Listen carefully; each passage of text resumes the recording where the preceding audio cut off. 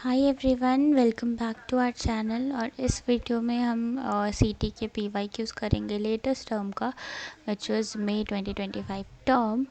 And I was saying कि इस video में हम ज़्यादा डिटेल एक्सप्लेनेशन नहीं देखेंगे, जैसे मैं स्टार्टिंग में किया करती थी कि ये ऑप्शन सही है तो इसका रीज़न क्या है। और हम ये देखते थे कि अगर सही ऑप्शन तो हमें पता चल जाएगा कि चलो ये सही है, लेकिन दूसरे ऑप्शन क्यों गलत है इसका रीज़न नहीं हमें पता चलता था।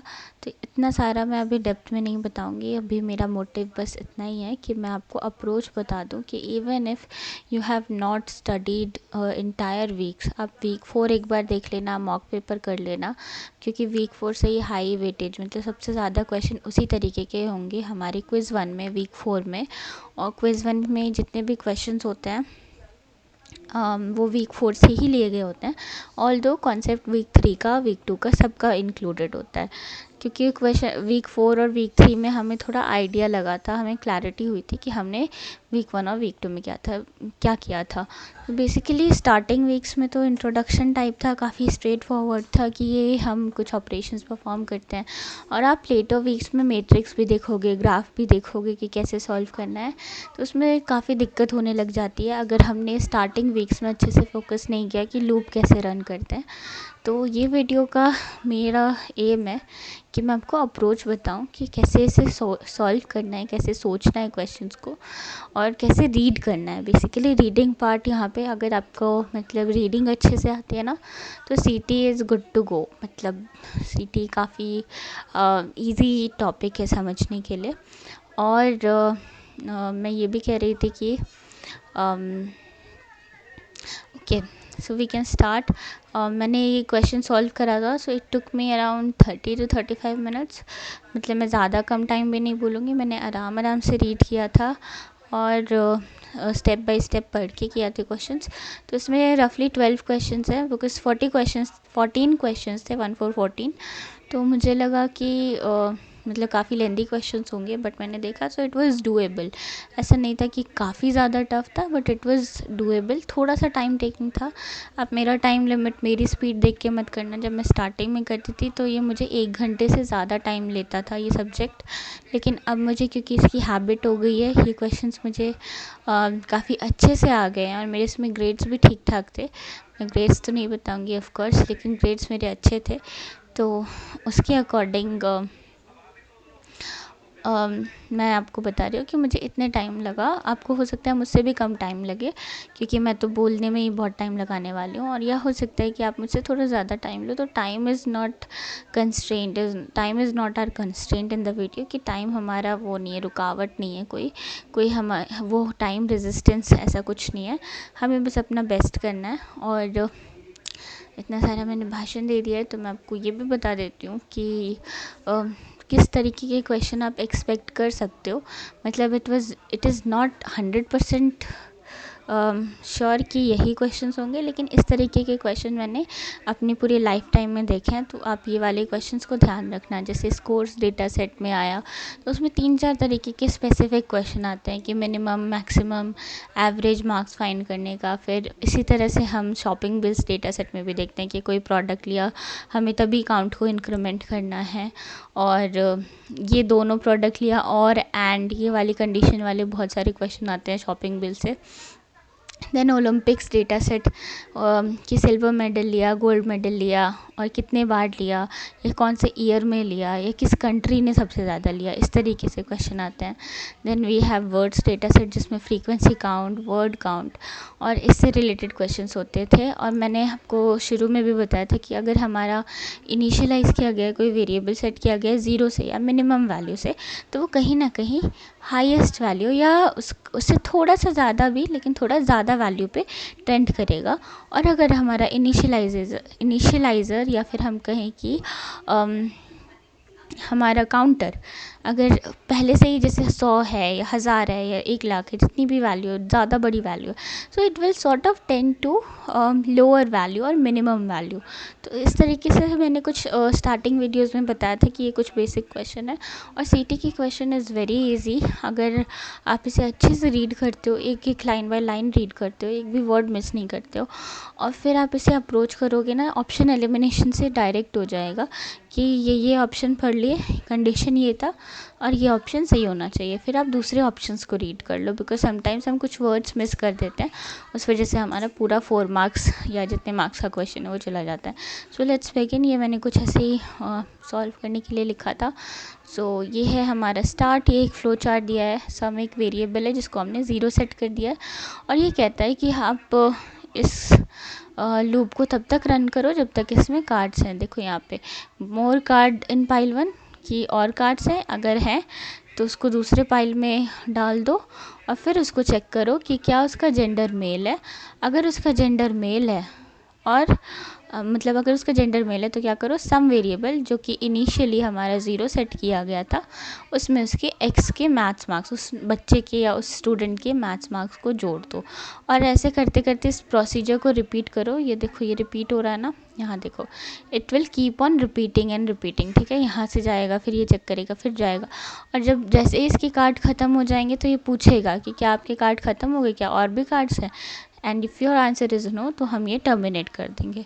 सो पाइल 1 तो आपको पता ही है ना कि एक टेबल जैसा होता है, उसमें से कुछ डेक ऑफ कार्ड जैसे होते हैं ना, प्लेइंग कार्ड्स जो हम खेलते हैं, किंग क्वीन, ये सारे डायमंड्स वाले। उसी तरीके से हमारे पास स्टूडेंट्स या स्पोर्ट्स डेटा सेट होता है, उसमें से हम कुछ कार्ड को पिक करते हैं, फिर दूसरे पाइल में दूसरे स्टैक में बना देते हैं। तो it is nothing but the simple मतलब वे है रिप्रेजेंट करने का। और ये मुझे फिर से रेज करना चाहिए, ये मैं एक्सप्लेन कर रही थी, but I will explain it again.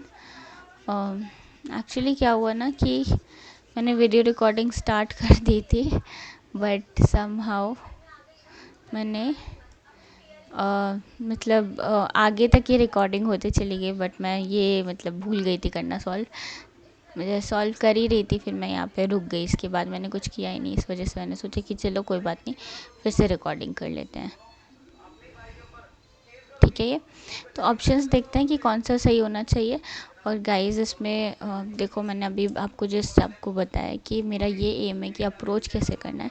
तो कभी कभी ना छोटी मोटी गलतियाँ हो जाती है। मैंने आपको लास्ट टाइम में भी बहुत बार शाउट आउट दिए थे कि मुझसे भी गलतियाँ हो जाती है, जैसे रात के टाइम शूट करना होता है या एनर्जी लो रहती है या बहुत फटीग सा लगता है, तो उस टाइम हम नहीं सही से सॉल्व कर पाते हैं, और जो हम गलत आंसर बोलते हैं हम उसी को जस्टिफाई करने लग जाते हैं। तो अगर इस वीडियो में ऐसा हो तो मैं अभी आपसे पहले ही सॉरी बोल देती हूँ, बिकॉज़ ऐसा हो सकता है कि हो, because I am not really feeling well. But मैं ट्राई करूँगी कि आपको अप्रोच समझ आ जाए। आप इस तरीके से रीड करना सीख लोगे ना तो आपको क्विज़ 1 में ईजी हो जाएगा सॉल्व करना। देखो, सम को एक हमारा काउंटर है वेरिएबल जिसको 0 सेट कर दिया गया है, जो कि हमारे फ्लो चार्ट के अकॉर्डिंग सही है। वाइल देखो, वैसे तो ये पाइथन का पार्ट है, बट इसमें भी समझ लेते हैं, आपको इजी रहेगा। वाइल लूप कब यूज़ करते हैं, when our range is fixed.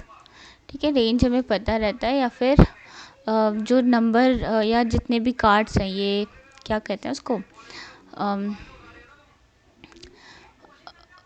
Sorry, range is not fix, sorry, range is not fix. अभी मैं आपको गलत बता देती, देखो इसीलिए मैं कह रही थी कि अभी मैं आपसे सॉरी बोल देती हूँ। अगर रेंज हमारा फिक्स ना, मतलब हमें पता ना कि कितने आइट्रेशन तक जाना। आइट्रेशन क्या होता है, लूप में रन करते रहना जब तक हमारा मतलब उसके आगे कोड एग्जीक्यूट ना हो पाए। ठीक है, iteration is number of steps repeated multiple times, simple. और रेंज हमारा फिक्स नहीं होता। रेंज हमें बेसिकली पता ही नहीं होता है कि कितने कार्ड्स है। वैसे हमें तो पता है कि स्कोर्स टेबल में 30 कार्ड्स होते हैं, 0 से 29 सीरियल नंबर से अरेंज होते हैं, लेकिन हमें एग्जैक्टली नहीं पता है कि हमें जो क्वेश्चन मिलेगा उसमें कितने कार्ड्स होंगे। तो इसमें और सीटी के क्वेश्चन में आपको ज़रूरी नहीं है कि आप स्कोर्स डेटा सेट आपके हाथ में हो, मतलब आप देख पाओ PDF इस तरीके का कुछ भी नहीं आएगा। आपको अपने तरफ से कोई एक दो छोटे मोटे वेरिएबल्स लेके और फिर उसका आंसर आउटपुट मतलब उसके ऑप्शंस से देखना पड़ेगा। खुद से इनपुट लेना है, खुद से आउटपुट बनाना है और फिर चेक करना है कि क्या कोड सही है।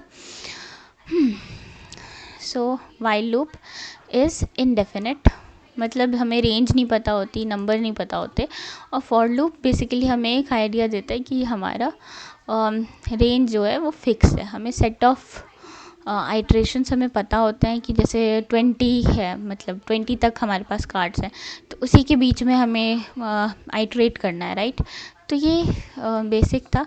जब तक कंडीशन ट्रू होती है, मतलब जब तक हमारा पाइल 1 हैज़ मोर कार्ड्स, ये लाइंस आप याद कर लो बिकॉज़ ये सेम आएंगे आगे के क्वेश्चन में। आप सेट कर लो, ये मैं रीड नहीं करूँगी हर क्वेश्चन में, बस ये ध्यान रहना चाहिए कि हाँ ये सब है, कुछ इस तरीके से हम इसे रीड करते हैं। मेन कोड हमारा इधर से स्टार्ट होगा। वाइल, मतलब वाइल जब तक ट्रू है, while the gender is male, ठीक है।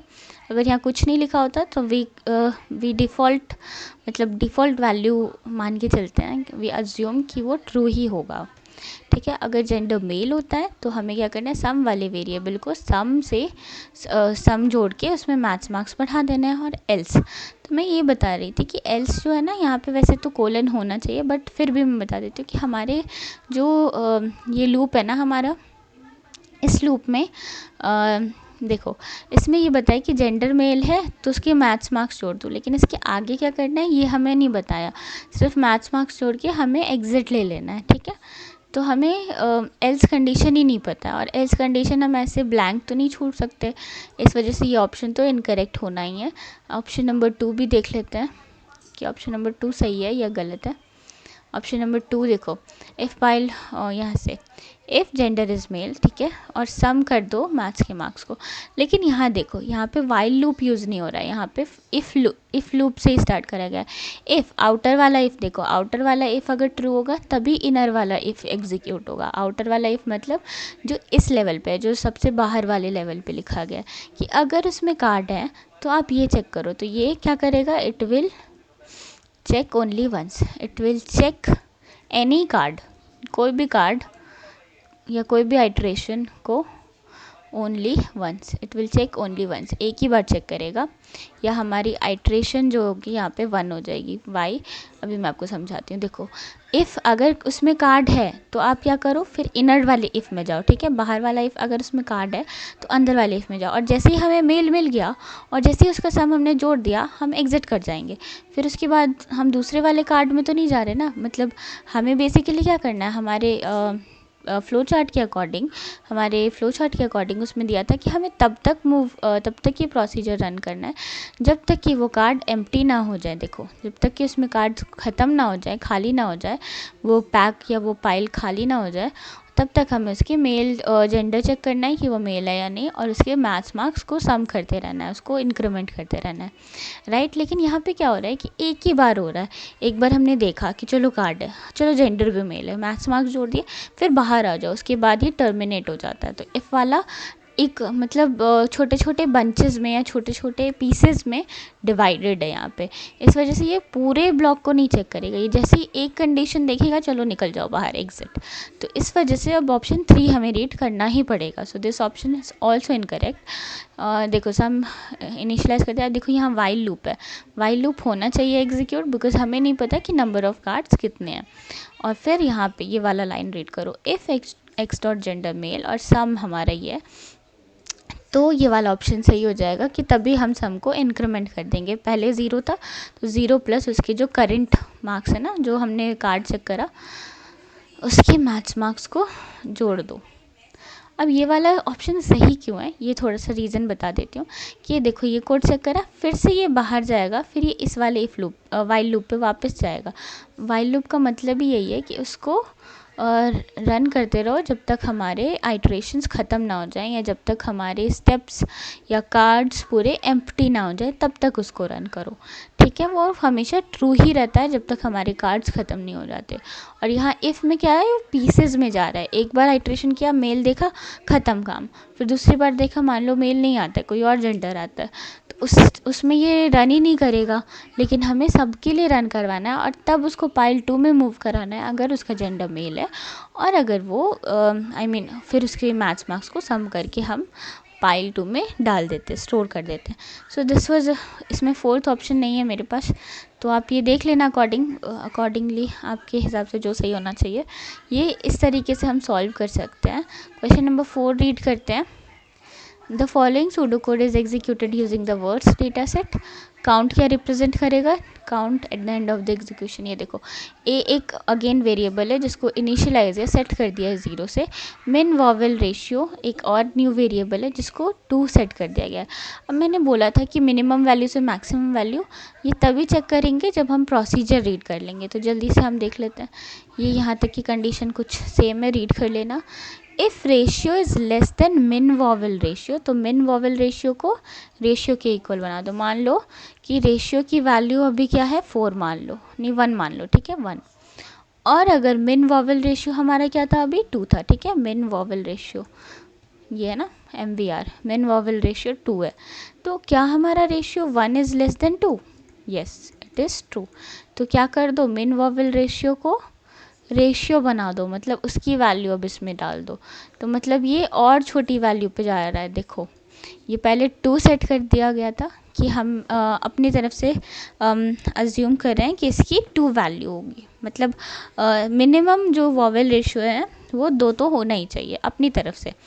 फिर हमने देखा कि अगर हमारा रेशियो इससे भी छोटा आता है तो जो छोटी वैल्यू है, जो सबसे छोटी वैल्यू है, हमें उसको डिक्लेयर कर देना है मिन वॉवेल रेशियो। मतलब जैसे आपने यहाँ देखा, मान लो रेशियो आता है 0.3 या 0.2 और वो भी 2 से छोटा ही होगा, तो हम उसको फिर से सेट कर देंगे। तो it is tending to minimum value, ठीक है। फिर उसको टेबल 2 में मूव कर दो। अब ये नीचे देखो, count equal to 0 while table 2 has more rows, मतलब जब तक ये मिन रेशियो वाला चलते जा रहा है। अब देखो ये वाली condition, if count vowels of x, मतलब मान लो कोई एक वर्ड है, लेट्स से मून, ठीक है, moon divided by X dot letter count. तो वॉवेल कितने हैं इसमें, 2, और लेटर काउंट कितना है, 4, इज़ इक्वल टू मिन वॉवेल रेशियो। इसका क्या होगा, 1/2, 1/2 इज़ 0.5। अगर 0.5 इक्वल है min vowel ratio was 2, so 0.5 is never equal to 2। ये तो मैंने अपनी तरफ से एग्जांपल दिया, तो ये कंडीशन एग्जीक्यूट ही नहीं होगी। मैं बता रही हूँ बस कि अगर ये कंडीशन फॉल्स आती है तो इसके आगे वाला काउंट इंक्रीमेंट नहीं होगा। बट हमें काउंट की वैल्यू चाहिए, तो काउंट की वैल्यू कुछ ना कुछ तभी हो पाएगी जब ये एग्जीक्यूट हो पाएगा। सो बेसिकली जब हमारी मिनिमम वॉवेल वैल्यू या मिनिमम वॉवेल रेशियो इस काउंट वॉवेल और लेटर काउंट की इक्वल आ जाता है, ठीक है। लेट्स से कि हम ऐसे फाइंड करते रहते हैं और हमारा MVR अब बन चुका है 0.5, ठीक है। और अब हम चेक करते हैं, फॉल्स वाला होगा तो हम इसके आगे एग्जीक्यूट ही नहीं करेंगे कोड, लेकिन अगर फॉल्स नहीं है तो हम इसके आगे करना पड़ेगा एग्जीक्यूट, तभी हम काउंट को इंक्रीमेंट कर पाएंगे। तो अगर ये इक्वल हो जाता है MVR मिनिमम वॉवेल रेशियो के, तो हम क्या करेंगे, काउंट को इंक्रीमेंट कर देंगे। Then we will move R X card to table 3। अब ये procedure count vowels of Y, अच्छा इसके नीचे भी प्रोसीजर है, यहाँ पे देखो, हाँ, count vowels of Y, I को 1 सेट कर दिया है, बी को 0, while 1 is less than equal to Y dot letter count. ये तो हमेशा ही होगा, क्योंकि कोई भी वर्ड जो है कम से कम एक 2 लेटर का तो होगा ही, ठीक है। इसलिए आई को हमने 1 सेट करा है। जैसे लेट्स से सिर्फ I, this single letter is a 1 letter word, लेकिन जब हम लेटर काउंट ये सब देखेंगे ना, तो हम इट इज़ फिक्स कि हम 1 लेटर से ज़्यादा ही वैल्यूज़ के लिए देखेंगे। तो चलो ये देखते हैं ये क्या बोल रहा है। If 1 is less than Y dot letter count, तो 1 is always going to be less than Y dot letter count. Y dot एक नया लेटर लिया, नया वर्ड लिया, उसका लेटर काउंट देखा। जैसे हमने सन लिया, सन की लेटर काउंट क्या है, 3, so 1 is less than 3 obviously.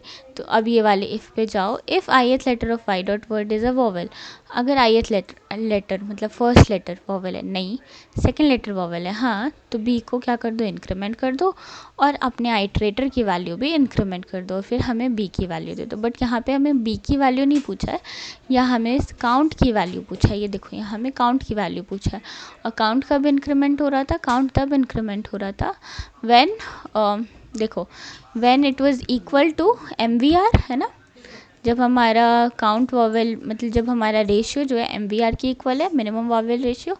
और ये वाला इफ कंडीशन देखा ही नहीं था हमने, ये भी देख लो। If x dot word ends with a full stop, मतलब जैसे आई लव मून, ठीक है, मैंने ये एक सेंटेंस लिख दिया। और ये क्या है, पहला कंडीशन तो हम ये देख रहे हैं कि वर्ड बाय वर्ड, एक लेटर चेक किया, दूसरा वर्ड चेक किया, तीसरा वर्ड चेक करा, और फिर हम दूसरा कंडीशन ये देख रहे हैं कि क्या ये फुल स्टॉप से एंड हो रहा है, और मान लो कि ये फुल स्टॉप से एंड हो रहा है, तभी हम इंक्रीमेंट करेंगे। So basically it is checking कि वो जो सेंटेंस का लास्ट वर्ड होना चाहिए, और लास्ट वर्ड के साथ उसका जो मिनिमम वॉवेल रेशियो है वो भी हमारे रेशियो जो हमने फाइंड करा था ना कि वॉवेल काउंट और लेटर काउंट निकाल के डिवाइड करके, वो सेम हो, और सेकेंडली वो लास्ट वर्ड हो हमारे सेंटेंस का। तो ये कुछ इस तरीके से हमारा जो है प्रोसीजर एग्जीक्यूट हो रहा है। अब ऑप्शंस देखो, इसके ऑप्शंस में बोला है the number of sentences in which, देखो सेंटेंसेस से ये नहीं देख रहा है, ये last letter of the word देख रहा है, और ये देख रहा है कि वो उसका मिनिमम वॉवेल रेशियो कितना है, मतलब हमारे रेशियो के इक्वल है या नहीं। या बेसिकली हम कहें तो ये देख रहा है कि फर्स्ट सेंटेंस है ना, फर्स्ट सेंटेंस के पहले कितना मिनिमम वॉवेल रेशियो था।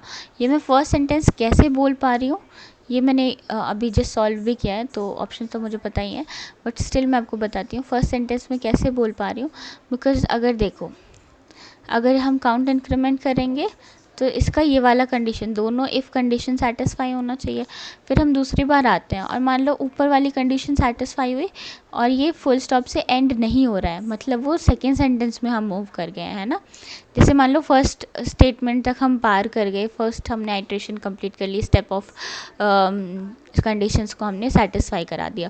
फिर सेकेंड टाइम जब हमने आइट्रेशन स्टार्ट करी, हम प्रोसीजर कंडीशन चेक करने लगे, तो हमने देखा कि चलो इसका मिनिमम MVR तो इक्वल है इसके रेशियो से, but it is not ending with a full stop. और अगर वो फुल स्टॉप से एंड नहीं हो रहा है, तो इसका मीनिंग क्या हुआ, इसका मीनिंग हुआ कि वो ऑब्वियसली हमारा एंड, उस सेंटेंस का एंड नहीं है, या फिर हमारा वो नेक्स्ट सेंटेंस पे मूव कर गया है, या फिर वो फर्स्ट सेंटेंस को छोड़ के दूसरे जितने भी सेंटेंस है उसको चेक कर रहा है, बिकॉज उसके बाद तो हमने ये प्रोसीजर रन ही नहीं करा। ये कुछ इस तरीके से काम कर रहा है। तो एक बार ऑप्शन देख लेते हैं, और इसमें ऐसा मत सोचना कि जो ऑप्शन सबसे लेंथी लग रहा है वही ऑप्शन करेक्ट होना चाहिए, कभी कभी हो जाता है करेक्ट, बट अच्छे से रीड करते हैं इसको। The number of sentences in which at least one word has the highest vowel to letter ratio, one word, at least one, इसकी तो कोई कंडीशन नहीं थी, ठीक है, एटलीस्ट वन या एटमोस्ट वन, इसकी कोई कंडीशन नहीं थी, बस हमारा vowel to letter ratio minimum होना चाहिए। तो हाईएस्ट बोल रहा है, ये हाईएस्ट तो नहीं चेक कर रहे थे हम, मिनिमम चेक कर रहे थे, तो ये ऑप्शन इनकरेक्ट हो जाता है। The number of sentences in which the last word has the lowest vowel to ratio, देखो लोएस्ट वॉवल टू रेशियो ये तो ठीक था, लेकिन क्या हम लास्ट वर्ड कर रहे हैं, ये तो इसको और कॉम्प्लेक्स बना दे रहा है। हम लास्ट वर्ड देख रहे थे सेंटेंस का, but except for the first sentence, आपको अभी मैंने जस्ट बताया कि फर्स्ट सेंटेंस के बाद वाला, या तो हम ये कहें कि उसके बाद ये रन ही नहीं हुआ, या तो हम कहें कि वो मूव कर गया है दूसरे सेंटेंस या दूसरे वर्ड्स के पास। मतलब फर्स्ट सेंटेंस जैसे ही फुल स्टॉप एंड होता है तो हम काउंट को इंक्रीमेंट करके लूप एग्जिट कर देते हैं, और हम उसकी रिटर्न की वैल्यू ले लेते हैं। देखो यहाँ पे देखो आप, ये जो है ना, जैसे हमने काउंट को इंक्रीमेंट कर दिया, हम इससे बाहर आ गए, इसको टेबल 3 में डाल दिया, इसे हमने टेबल 3 में डाल दिया, और मतलब फिर उसके बाद हम इसे टर्मिनेट कर देते हैं। Sorry guys, sorry for the disturbance. So this option is also incorrect, क्योंकि हम लास्ट वर्ड तो देख रहे थे, आपको लग सकता है लास्ट वर्ड, और लास्ट वर्ड ही सही आंसर है, मतलब सही आंसर नहीं, मतलब लास्ट वर्ड पे ही हम जाके देख रहे हैं, लेकिन लास्ट वर्ड नहीं होगा, आई मीन वो मूव कर गया होगा दूसरे सेंटेंस पे, इस वजह से ये ऑप्शन भी इनकरेक्ट है। ऑप्शन नंबर 3 देखो, द नंबर ऑफ सेंटेंसेस, और इसमें अगर मुझसे कुछ एक्सप्लेनेशन में मतलब मिस्टेक आपको लग रही है कि आप मतलब मैं सही से नहीं बता पा रही हूँ, तो एक बार आप अच्छे से मतलब नोट्स से गो थ्रू हो जाना, और कहीं कहीं पे सॉल्यूशन चेक करना, वो आपको डिटेल में ज़रूर समझा देंगे, बिकॉज़ मैंने पहले ही बोल दिया था कि I am also not feeling well right now, तो मैं बस ये अभी अप्रोच बता रही हूँ, और बाकी प्रोसीजर क्या है, कैसे हम चेक करते हैं, ये मैंने अपने वीक 4 और वीक 8 और मैंने बीच में PYQ की भी वीडियो बनाई थी, तो मैंने उस टाइम एक्सप्लेन ऑलरेडी कर दिया था, तो इस वीडियो में मैं नहीं कर पाऊँगी। तो चलो ये वाला देख लो, the number of sentences that contain, guys please watch at 2x अगर आपको समझने में आ रहा है तो। The number of sentences that contain exactly one word with the vowels, exactly one, देखो exactly at most इसकी कंडीशन नहीं पता है हमें बस वर्ड चेक करना था कि इसका MVR मिनिमम वॉवल रेशियो क्या रेशियो के इक्वल है या नहीं, ठीक है। तो ऑप्शन 4 जो रिमेनिंग बचा वही करेक्ट है। अब ये क्यों करेक्ट है, the number of sentences that end with a word, ठीक है, एंड विद अ वर्ड हम चेक कर रहे थे ना, जो लास्ट वर्ड था सेंटेंस का लास्ट वर्ड, या एंड विद अ वर्ड जो फुल स्टॉप से एंड हो रहा है, ठीक है, ये फुल स्टॉप है। Whose vowel to letter is it, हाँ, whose vowel to letter ratio equals the minimum ratio found in the data set. MVR is equal to minimum ratio जो हमने फाइंड करा था। तो I hope this question is also clear. अब question number 5 देख लेते हैं। Consider the scores data set, the procedure average marks gen computes the average chemistry marks of all students. ये वाला ज़रूर रीड करना, इसमें बहुत इन्फॉर्मेशन होती है।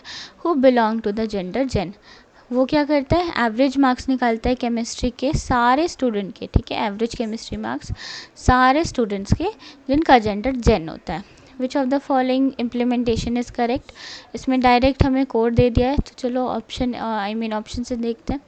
प्रोसीजर एवरेज मार्क्स ऑफ जेन, ये प्रोसीजर का नेम इन्होंने ठीक लिखा है, सही नेम है, और रिटर्न हमें कराना है एवरेज, एंड कर देना है, ये वाला भी ठीक है। ये काउंट और सम नाम के दो वेरिएबल्स हैं जिन्हें 0 सेट कर दिया गया है, काउंटर है हमारे। वाइल, ये वाला आप रीड करो। If x dot gender equal gen, देखो जेंडर वाली कंडीशन तो सेटिस्फाई हो रही है, फिर क्या करो, काउंट को इंक्रीमेंट कर दो, और फिर इस लूप के बाहर आ जाओ, और फिर सम वाले वेरिएबल को इंक्रीमेंट कर दो, उसमें केमिस्ट्री के मार्क्स ऐड कर दो, और फिर एवरेज वाले वैल्यू को जोड़ दो।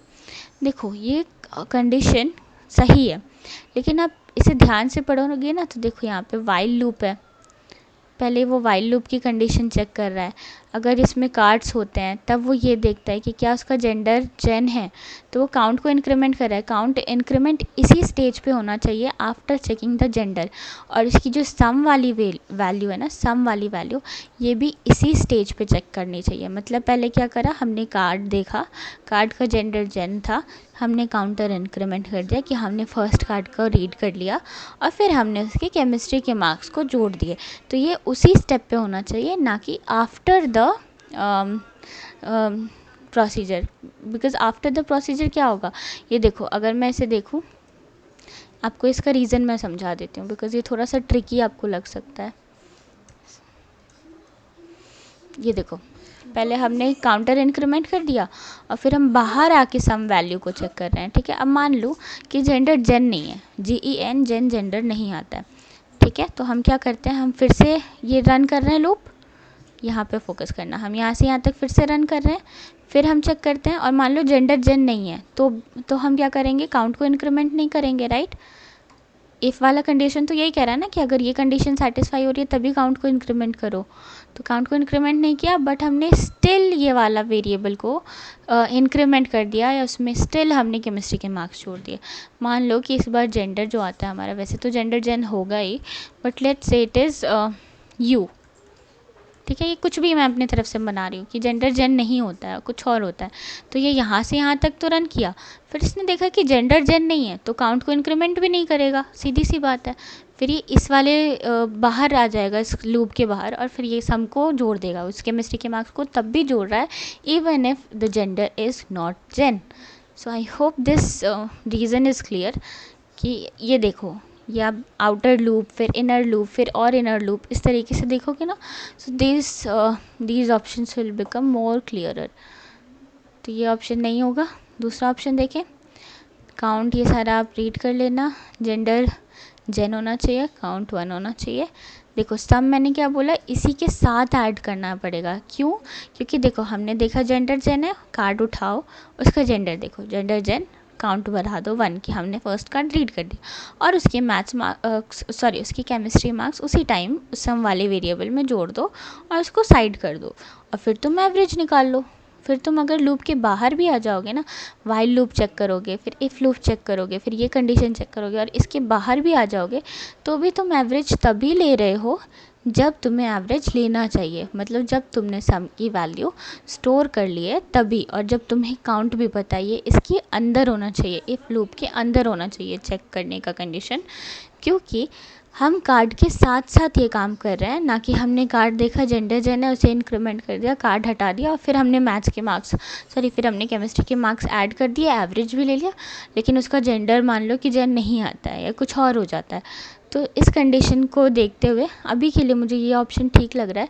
हम बाकी के ऑप्शन भी रीड कर लेते हैं, तब देखते हैं कि बाकी में क्या गलती है, उसके बाद ही इसको 100% टिक करेंगे। ठीक है, ये ऑप्शन देखो, यहाँ से यहाँ तक रीड कर लेना। देखो यहाँ पे काउंटर को पहले ही इंक्रीमेंट कर दिया है। Without checking the condition how can we increment the counter, कि हम काउंटर देखने, मतलब कार्ड हमने देखा भी नहीं, हमने काउंटर 1 सेट कर दिया, फिर हम कार्ड देख रहे हैं, फिर हम ये सम की वैल्यू बढ़ा रहे हैं, और फिर हम एवरेज ले रहे हैं। ये तो शुरू से ही गलत लग रहा है ना, कि हमने कार्ड देखा भी नहीं, और देखने से पहले, कंडीशन लगाने से पहले ही हमने काउंटर को इंक्रीमेंट कर दिया, और अगर इंक्रीमेंट कर दिया तो उसके सम भी तो ऐड करो। अगर इंक्रीमेंट पहले ही कर दिया है, उसका कंडीशन देख ही लिया है, तो उसके एवरेज भी तो जोड़ो, उसी टाइम पे जोड़ो, बट ऐसा यहाँ पे नहीं है। तो this option is again incorrect. ठीक है, ये वाला, इस पार्ट में थोड़ा ध्यान देना। ठीक है, लास्ट के पार्ट में मैं इसे और एक्सप्लेन नहीं कर रही हूँ। अब ये वाला ऑप्शन देखो, इसमें भी क्या करा है, इसमें भी काउंटर को पहले जोड़ दिया, मतलब तुम कार्ड देख भी नहीं रहे हो, तुम कंडीशन चेक कर भी नहीं रहे हो, और उसके पहले ही तुम इंक्रीमेंट कर दे रहे हो। So this is obviously going to be wrong. So for this reason only ये दोनों लास्ट के ऑप्शन इनकरेक्ट है। तो जो बच गया सही वो क्या था, वो हमारा ये था, जो सही ऑर्डर में चेक कर रहा है। पहले वो देख रहा है कार्ड है कि नहीं, फिर देख रहा है कि क्या जेंडर है, अगर जेंडर जेन है तभी वो इंक्रीमेंट कर रहा है काउंटर, और तभी वो केमिस्ट्री के मार्क्स, सॉरी हाँ केमिस्ट्री के मार्क्स सम वाले वेरिएबल में स्टोर करके, और बाहर निकल भी जाओगे तो एवरेज तो सम का ही लेना है ना। तो जो हमने सम पहले चेक कर लिया है, हम उसी का एवरेज ले रहे हैं, हम किसी न्यू वेरिएबल का एवरेज नहीं ले रहे हैं। तो इसलिए ये वाला ऑप्शन सही हो जाएगा। बाकी के क्वेश्चंस देख लेते हैं एक बार। हाय गाइस, तो हम क्वेश्चन सॉल्व कर रहे थे, तो चलो हम ये वाला क्वेश्चन भी देख लेते हैं। इसमें बोला गया, अ mysterious grading system defines mirror match pair. एक अलग सा मिस्टीरियस सा ग्रेडिंग सिस्टम है जो कि मिरर मैच पेयर, मिरर क्या करता है, मिरर क्या करता है, हमें ऑपोजिट वैल्यू देता है। जैसे अगर हमने आर लिखा है तो आर का शैडो क्या होगा, इस तरीके से लिखा होगा। जैसे अगर हम 1 लिखेंगे तो इसका शैडो इस तरीके से होगा। जैसे हम 7 8 लिखेंगे तो 8 तो इसी तरह रहेगा, लेकिन 7 क्या हो जाएगा, इस तरह हो जाएगा। ठीक है, तो इस तरीके से मिरर हमें देता है। बिटवीन स्टूडेंट एज फॉलोज, ये इस तरीके से है। ये हमें तो पता है मिरर का फंक्शन क्या होता है, लेकिन ये मैं आपको नहीं बता पाऊँ, मतलब नहीं बता रही हूँ, बिकॉज़ ये आपको भी पता है, लेकिन इसका क्राइटेरिया कुछ और है। 2 students form a mirror match pair, 2 students हैं वो मिरर मैच पेयर कब बनाते हैं, मिरर मैच पेयर मतलब एसिमेट्रिक रिलेशन। एसिमेट्रिक पता चल गया ना, जिसकी सिमेट्री जैसे इस तरफ से लिखा है तो इसका उल्टा हो जाएगा, रिवर्स हो जाएगा वो। ठीक है, ऑपोजिट हो जाएगा। तो ये कब होगा mirror match, if and only if this condition, math score of the first student is equal to the reverse of the chemistry score of the second student, and देखो जैसे मान लो एक स्टूडेंट A है, एक स्टूडेंट B है, जिसके maths marks कितने हैं, मान लेते हैं 87, तो बी के केमिस्ट्री के मार्क्स 78 रिवर्स होने चाहिए, और इसका रिवर्स कर दोगे तो मैथ्स के मार्क्स इसके इक्वल आ रहा है ना। ग्रेटर है या लेस है ये हम बाद में देखेंगे। Second condition, the total marks of the first student, दोनों एंड है देखो, एंड सारे कंडीशन सेटिस्फाई होने चाहिए। Total marks of first student, इसके जितने भी टोटल मार्क्स होंगे ना, जैसे मान लो इसके मार्क्स आए 203, ठीक है, ये is exactly 3 more then those of the second student. Second student के 200 थे तो इसके 3 ज़्यादा हो गए +3। तो मतलब हम इसको इस तरीके से भी लिख सकते हैं कि total marks of A student is greater than total marks of, is equal to, इसे हम इस तरीके से भी लिख सकते हैं, is 3 more than the total marks obtained by B student, है ना, इस तरीके से जो हम लीनियर इक्वेशन बनाते थे। And they don't have the same name होना ही नहीं चाहिए, तभी हम ये कंडीशन चेक करेंगे, मतलब 2 डिस्टिंक्ट या यूनिक पेयर के लिए हम ये चेक कर रहे हैं। तो ऑप्शन देख लेते हैं। Procedure, reverse digit can take any marks as argument and return the reverse marks, the following pseudocode is executing using the scores data set. चलो अब देख लेते हैं। काउंट 0 रीड कर लेना, यहाँ से देखते हैं हम।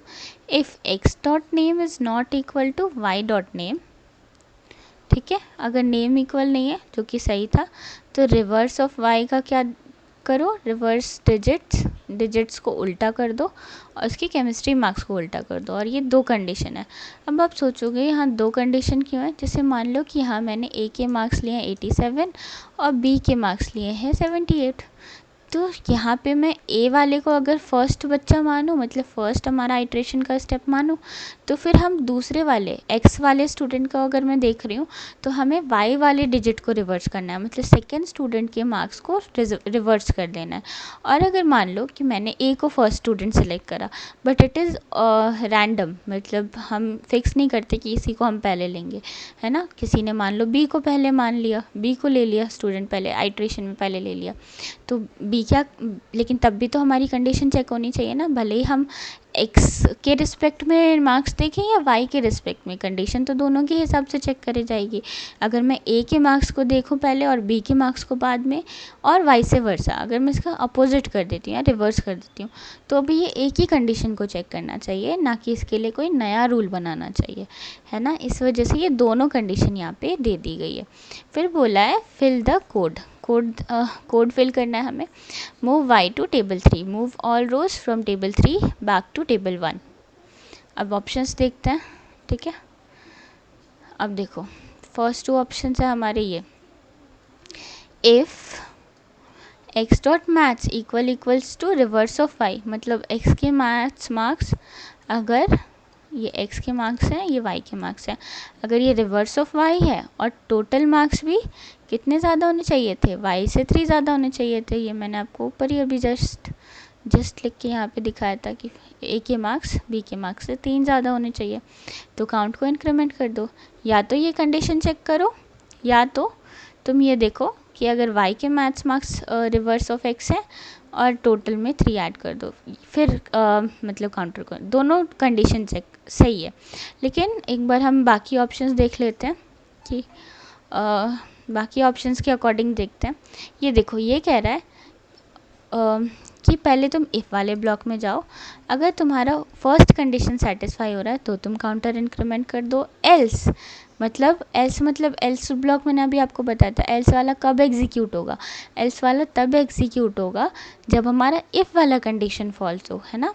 तो ये कंडीशन इस वजह से, मतलब ये ऑप्शन इस वजह से इनकरेक्ट है, रॉन्ग है, ये मुझे अभी जस्ट इससे समझ आया। क्यों, क्योंकि देखो अगर मैंने देखा कि एक्स के मार्क्स रिवर्स है, वाई के मार्क्स है और ये फर्स्ट कंडीशन फॉलो हो रही है, तो मैंने अपने काउंटर को तो इंक्रीमेंट कर दिया, इट इज़ गुड, ठीक है, ये जैसे हमने सोचा था उस तरीके से। एल्स में देखो, एल्स मतलब कि ये हमारा रिवर्स, मतलब फर्स्ट पहले वाला कंडीशन फॉल्स हो गया तभी हम दूसरा वाला चेक कर रहे हैं, तो ये दूसरा वाला चेक तभी कर रहा है जब पहला वाला फॉल्स हो रहा है। पहला वाला फॉल्स मतलब कि हम एक्स को वाई से कंपेयर कर रहे हैं, लेकिन हमें रिवर्स ऑर्डर में भी तो कंपेयर करना चाहिए ना, कि हो सकता है कि एक्स के मार्क्स वाई के रिवर्स मार्क्स के इक्वल ना हो, लेकिन क्या पता वाई के मार्क्स एक्स के मार्क्स के रिवर्स के इक्वल हो, केमिस्ट्री के मार्क्स, है ना। तो एल्स वाला कंडीशन कब एग्जीक्यूट होता है? तभी एग्जीक्यूट होता है जब फर्स्ट कंडीशन इफ वाली नहीं एग्जीक्यूट होती है, वो फॉल्स होती है।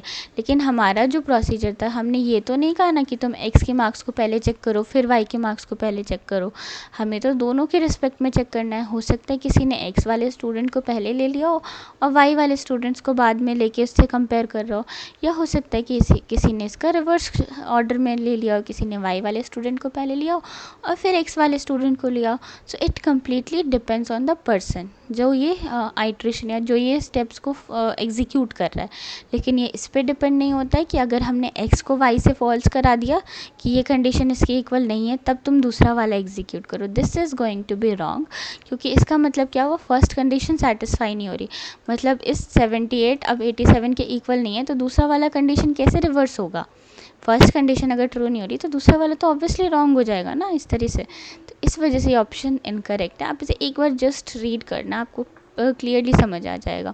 सेकेंड ऑप्शन देखो, if x dot maths is equals to reverse of Y.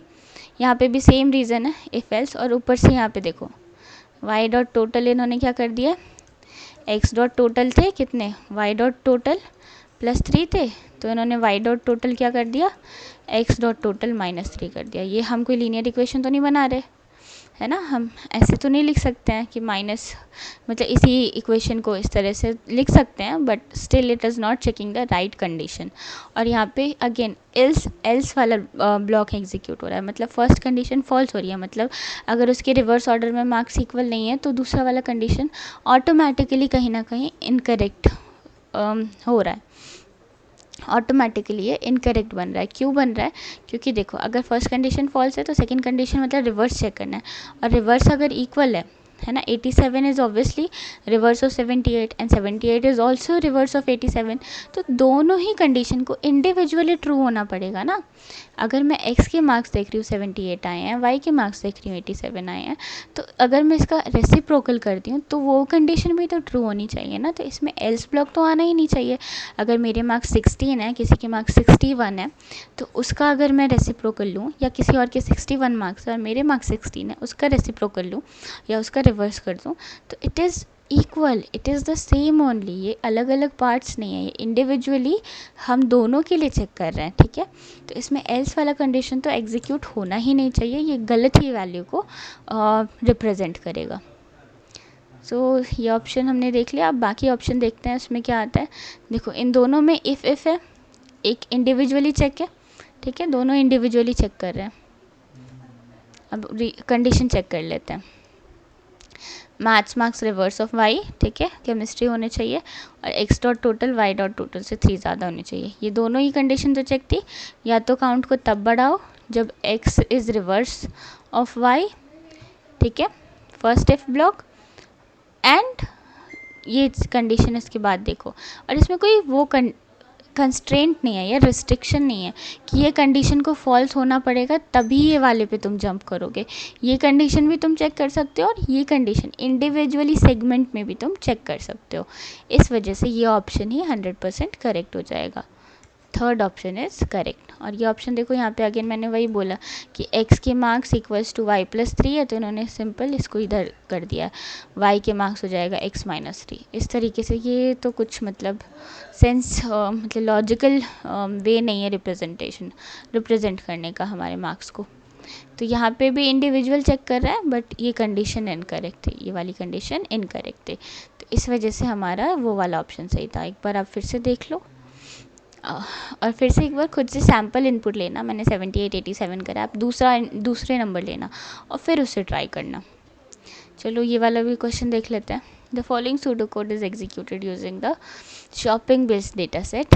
At the end of the execution, A captures the lowest price across all item purchased from Big Bazaar. Big Bazaar से हम जाते हैं, हमने कुछ 10 items खरीदे, और 10 item में से 1-2 आइटम तो होगा जिसकी बाकी आइटम से सबसे कम प्राइस होगा, तो ए वही कैप्चर कर रहा है। अब इसमें करेक्ट कोड फ्रैगमेंट हमें सेलेक्ट करना है, रीड कर लेते हैं। देखो, मैंने आपको बोला था जब कोई बहुत बड़ी वैल्यू हो तो इट विल कहीं ना कहीं ये छोटी वैल्यू को टेंड करेगा, है ना, छोटी वैल्यू की तरफ जाएगा। 1 10 100 1000, 1 10 100 1000 10,000 lakh 10 lakh crore। Okay, so it is 1 crore, but let's see ये रीड कर लेना आप। इफ़ मैं यहाँ से रीड करती हूँ, if x dot shop name is equal big बाज़ार हम चेक कर रहे थे, दिस इज़ ट्रू। तो टेम्प एक वेरिएबल है, टेम्परेरी जो होता है ना, टेम्परेरी का शॉर्ट टेम्प बना दिया, जो फाइंड आइटम करता है कि आइटम देखता है कि क्या मुझे ये आइटम मिला, क्या मुझे वो आइटम मिला, हाँ मिल गया।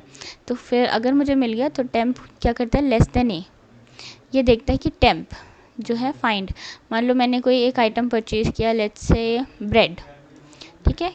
अगर मान लो मुझे ब्रेड मिल जाता है, मैं फाइंड कर लेती हूँ, फाइंड आइटम वाले प्रोसीजर को रन करती हूँ, अब मुझे वो ब्रेड मिल जाता है। अब ये टेम्प देख रहा है कि क्या ये लेस देन ए है, क्या ब्रेड का प्राइस लेट्स से 80 रुपीज़ है, क्या 80 लेस देन 1 करोड़ है, obviously it is less then.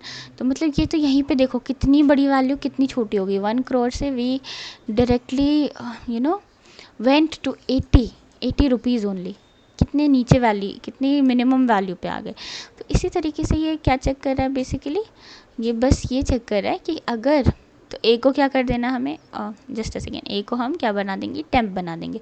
मतलब अगर हमारा टेम्परेरी वैल्यू ए से छोटा है, मतलब अगर हमने आइटम फाइंड कर लिया और वो ए की वैल्यू से छोटा है, जो कि 100% होगा, इससे छोटा ही होगा, 1 करोड़ से तो छोटा ही होगा, कोई इतनी की शॉपिंग नहीं करने वाला है, ठीक है। और फिर हम देखते हैं कि सबसे छोटी वैल्यू क्या है, और जो भी हम मान लो 80 रुपीज़ हमारी छोटी वैल्यू मिल जाती है, तो हम क्या करेंगे, ए को उस वाली वैल्यू से असाइन कर देंगे। तो मतलब अब 1 करोड़ इज़ चेंज टू 80, तो अब ये 1 करोड़ ना रह के अब ये 80 रुपीज़ बन गया, ठीक है। अब फाइंड आइटम भी एक बार रीड कर ही लेते हैं। फाइंड आइटम में हमें अच्छा कोड भरना है यहाँ पे, तो चलो कोड देखते हैं कि क्या कोड होना चाहिए। देखो मिनिमम प्राइस तो इन्होंने कंडीशन सेट कर दिया है, जितनी भी है, कितनी, 1, 10, 100, 1000, 10,000, लाख, अच्छा तो ऊपर भी लाख होगी, कोई बात नहीं। तो मिनिमम प्राइस की वैल्यू ये होनी ही चाहिए, बिकॉज़ अगर हम पहले से ही छोटी वैल्यू ले लें, मान लो पहले से ही मैंने 10 रुपये मान के चल लिया, तो 10 रुपये से तो छोटा, मतलब उससे ग्रेटर ही आइटम होगा, उससे ज़्यादा छोटा मान लो 5 रुपीज़, या 5 रुपीज़ से तो छोटा मुझे बिग बाज़ार में कुछ नहीं दिखेगा ना, अज्यूम करते हैं, वैसे तो 5 रुपीज़ का कुछ मिलने नहीं वाला वहाँ पे, लेकिन फिर भी अज्यूम करते हैं कि 5 रुपीज़ का मुझे मिला, उससे छोटा, उससे कम वैल्यू में मुझे कुछ नहीं मिलेगा। तो हम मिनिमम वैल्यू से ग्रेटेस्ट वैल्यू पे चले जाएंगे, हाईएस्ट वैल्यू पे चले जाएंगे। इस वजह से हम पहले से ही सेट कर देते हैं हमारी मिन वैल्यू को, मिन प्राइस को एक बड़ी वैल्यू से, जैसे इन्होंने 1 लाख या 10 लाख जो भी सेट कर दिया। ये आप रीड करना, ये लूप देखो, ये कंडीशन, इफ़ मिन price is greater then Z dot price, find item था ना, फाइंड आइटम, हम आइटम खोज रहे हैं, और आइटम खोजने के बाद हम क्या कर रहे हैं, हम देख रहे हैं कि अगर मिनिमम प्राइस, ये जो कुछ करोड़ लाख जितने भी हैं, वो ग्रेटर है हमारे जेड डॉट प्राइस से, तो मेन प्राइस को क्या बना दो, जेड डॉट प्राइस बना दो। मतलब मेन प्राइस अब क्या हो गई, जो छोटी वाली वैल्यू है, ये आप ये मत समझना कि ग्रेटर देन सिंबल है मतलब ग्रेटर, ये असाइनमेंट, ये कंडीशन ना आप हर क्वेश्चन में रीड करना है, हर क्वेश्चन में देखना, यहाँ पे ही बहुत सारी इन्फॉर्मेशन आपको मिलेगी, बहुत सारा रीज़न आपको मतलब ख़जाना मिलेगा, क्योंकि हम असाइनमेंट से डायरेक्टली नहीं कह सकते कि ये ग्रेटर देन अगर सिंबल है तो मतलब ये हायर वैल्यू को ही इन आउटपुट करेगा, या लेस देन सिंबल है तो ये लेसर वैल्यू को ही चेक करेगा। हमें असाइनमेंट देखना है, first of all we have to check the assignment, कि असाइनमेंट क्या है। तो मिनिमम प्राइस अब जेड डॉट प्राइस छोटी वाली प्राइस बन गया, क्योंकि मिनिमम प्राइस 1 लाख मान लेते हैं, तो 1 lakh is obviously greater than हमारा कुछ आइटम का प्राइस है ना, हमने मान लो ब्रेड लिया, उससे ज़्यादा है, तो मिनिमम प्राइस अब क्या बन गया, उस ब्रेड के प्राइस का वैल्यू बन गया। फिर हमें उस वैल्यू को जेड को रिमूव कर देना है हमारे कार्ट से, ठीक है, और फिर हमें मिनिमम प्राइस जो हमने फाइंड करा वो लेना है। तो अभी तक के लिए ये कोड मुझे ठीक लग रहा है, but let's check the next options, उसके अकॉर्डिंग ही हम आंसर करेंगे। ये देखो पहले ही इन्होंने गलती कर दी, मिनिमम प्राइस को 0 सेट कर दिया। यही मैं कह रही थी कि अगर हम मिनिमम प्राइस को ही 0 सेट कर दें तो 0 से छोटे रुपए में तो मुझे कोई, जब तक हम किसी से बोरो नहीं करते ना, जब तक हम किसी पे उधार नहीं लेते, तब तक हमें किसी पे नेगेटिव मनी मतलब चुकाना नहीं पड़ता है। लेकिन हम बिग बाज़ार जैसे मार्केट में जाएंगे और मिनिमम प्राइस ही मैंने मान लो 0 सेट कर दिया है, तो 0 से तो 100% मुझे बड़ी ही, 0 से तो ज़्यादा ही प्राइस का मुझे कोई ना कोई आइटम मिलेगा, उससे कम का तो नहीं मिलेगा। और उससे कम का नेगेटिव प्राइस मतलब माइनस में तो मैं किसी से बिग बाज़ार में बोरो नहीं कर रही होंगी ना। हम वहाँ पे किसी भी बड़े शॉप पे या किसी भी स्टोर पे जा रहे हैं या किसी मॉल में जा रहे हैं, तो हम किसी से वहाँ पे बोरो नहीं करते हैं, हम वहाँ पे बेसिकली परचेज जब हम करते हैं तो इससे नेगेटिव वैल्यू में नहीं होगा, मतलब मनी हमारा, पैसा हमारा नेगेटिव में नहीं हो रहा होगा, बोरो नहीं हो रहा होगा, वो हम खुद ही मतलब खुद ही हम उसको ख़रीद रहे हैं, खुद ही हम परचेज़ कर रहे हैं उसका। इस वजह से ये ज़ीरो से ज़्यादा ही होना चाहिए। तो ये कंडीशन आप रीड कर लेना। ये देखो, ये मिनिमम है, मान लो मिनिमम प्राइस, तो zero is anyway is going to be less than 10। ठीक है, मान लो 10 रुपीज़ का हमने कोई आइटम मिल गया फाइंड आइटम वाले प्रोसीजर में, और ये इससे छोटा है, तो मिनिमम प्राइस क्या कर रहा है, अब ये ज़ीरो से क्या बन गया, ये अब ज़ीरो से असाइन कर दिया 10 को, तो ये बढ़ गया। मान लो अब मुझे कल को 10 से भी कोई बड़ा आइटम मिलता है 80 रुपीज़ का, या मान लो 800 रुपीज़ का, तो मेरा मिन प्राइस क्या बन जाएगा, मिन प्राइस 10 रुपीज़ से 800 बन जाएगा। So it is tending towards the higher value, लेकिन हमें मिनिमम प्राइस चाहिए ना कि हायर प्राइस, तो ये भी ऑप्शन इनकरेक्ट हो जाता है। तो इस ऐसे ही आप करोगे ना, तो आपको इनकरेक्ट अगर पता चल जाएगा ना, तो करेक्ट वाला फाइंड करना ईजी हो जाएगा। यहाँ देखो, यहाँ मिनिमम प्राइस की कंडीशन तो ठीक लिखी है, लेकिन यहाँ देखो minimum price is less then Z dot price. मान लो कि मिनिमम प्राइस है 1 लाख, ठीक है, 1 लाख इज़ लेस देन, मान लो 1 लाख, मान लो 1 लाख की तो वैसे कोई शॉपिंग नहीं करता है, बट लेट्स से कि 1 lakh is less then 2 lakh, तो हम मिनिमम प्राइस क्या कर देते हैं, मान लो कि 2 लाख की किसी ने शॉपिंग कर ली बिग बाज़ार से जाके, ऑल्दो ऐसा होगा नहीं, बट स्टिल मान लो कि कर लिए, तो मिनिमम प्राइस क्या हो गया, अब जेड डॉट प्राइस बन गया, मतलब अब 1 लाख को हम असाइन कर देंगे 2 लाख के इक्वल, मतलब हमारी again smaller value higher value बन गई।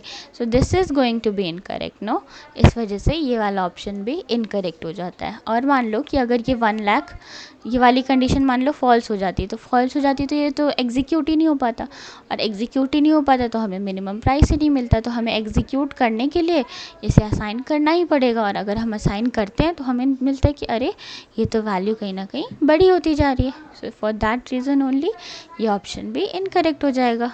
लास्ट ऑप्शन देख लो, यहाँ पे अगेन यहाँ पे ये ज़ीरो सेट कर दिया, तो इनिशियलाइजेशन इनकरेक्ट थी, ये आप देख लेना। यहाँ पे ये कंडीशन तो सही चेक कर रहे हैं, बट इनिशियलाइजेशन देखो, ज़ीरो से कुछ भी प्राइस मुझे मतलब ग्रेटर ही मिलेगा। ज़ीरो, ये कंडीशन जो होती है ना, ये फॉल्स होती है, ज़ीरो कभी भी ग्रेटर नहीं होगा 10 से, या ज़ीरो कभी भी किसी और वैल्यू से बड़ा नहीं होगा, ग्रेटर नहीं होगा। तो फॉर दिस रीज़न ये सारे ऑप्शन इनकरेक्ट हो जाते हैं। तो बचा क्या, फिर ये वाला ऑप्शन हमारा करेक्ट हो जाएगा। एक बार आप खुद से ट्राई करना, it will become more easy. Question number 9 देखो, क्वेश्चन नंबर 9 है हमारा, the following pseudo code is executed using the scores data set.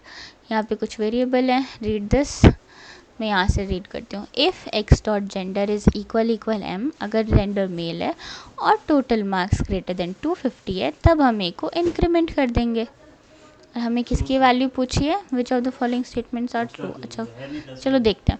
फिर ये वाला देखो, if x dot total is less than 200, तब हम बी को इंक्रीमेंट करेंगे।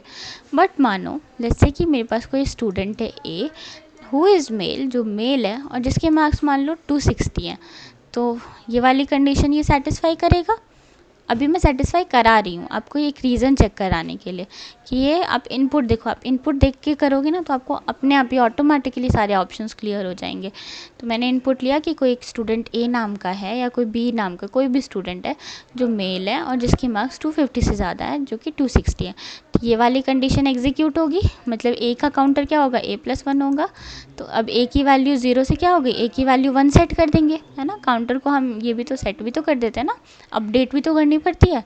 तो अब हमने सेट कर दिया, अपडेट कर दिया। बट अब देखो, अब आप देखो,